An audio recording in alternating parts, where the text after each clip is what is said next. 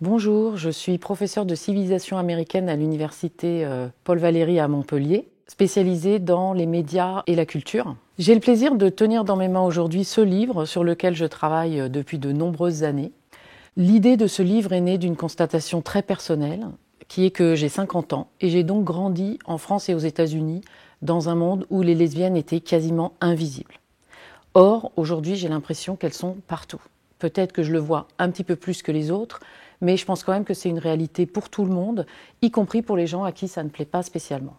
Quand j'étais petite, on riait du fait que la championne de tennis Martina Navratilova regardait discrètement dans les gradins une femme quand elle était fière d'un point ou qu'elle avait besoin de soutien.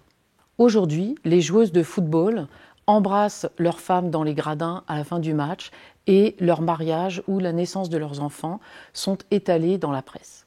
Et c'est pareil dans la musique, la photographie, la bande dessinée, le cinéma et les séries télévisées, et dans bien d'autres domaines, mais ces 6 domaines correspondent aux 6 chapitres de mon livre. Pourquoi ces 6 chapitres et pas d'autres ? Parce que je voulais analyser ce qui est pour moi une petite révolution sociétale du point de vue spécifique de la représentation médiatique du corps lesbien et transmasculin aux États-Unis. Dans le sport et la musique, on voit des femmes en chair et en os dont on devinait dans le passé et dont on sait plus souvent aujourd'hui qu'elles sont lesbiennes ou trans ou non-binaires, etc.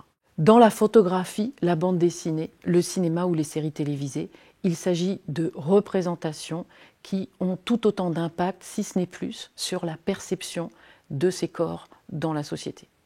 Chaque chapitre est augmenté d'un entretien avec une personne qui s'identifie elle-même comme lesbienne ou gouine, qui a vécu ces changements, qui a eu un rôle dans leur avènement, qui en analyse les contours, les succès, les limites, et qui a une vision globale de ce qu'on appelle entre nous la culture lesbienne, et dont je voulais montrer et démontrer l'existence grâce à cette approche interdisciplinaire. J'aurais aimé ajouter des chapitres sur la présence des lesbiennes dans la politique, le journalisme, dans le stand-up ou la littérature.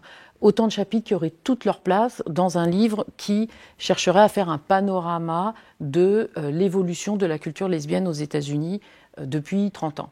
Mais je voulais avant tout me concentrer sur la présence visuelle du corps lesbien, si longtemps invisibilisé, sur comment cette image est sortie de l'ombre et a été redéfinie du fait de cette plus grande visibilité qui implique aussi une bien plus grande diversité. C'est aussi pour ça que j'ai essayé d'inclure beaucoup d'images pour illustrer cette diversité et parce que ce livre est aussi un exemple de ce qu'il analyse.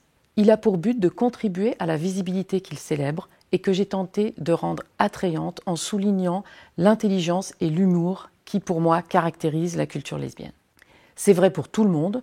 Tant qu'on est invisibilisé, seul ce qui correspond aux stéréotypes est visible au commun des mortels. Je voudrais qu'après avoir lu ce livre, on se dise « mais c'est fou, il y en a partout, elles sont hyper intéressantes et trop sympas », comme ces 6 personnes interviewées dans le livre par exemple. Ce que j'ai essayé de faire, c'est de raconter le combat radical pour se faire voir et entendre, et la façon dont le succès de ce combat, automatiquement, a transformé une culture construite dans la marginalité et a mis en danger sa radicalité.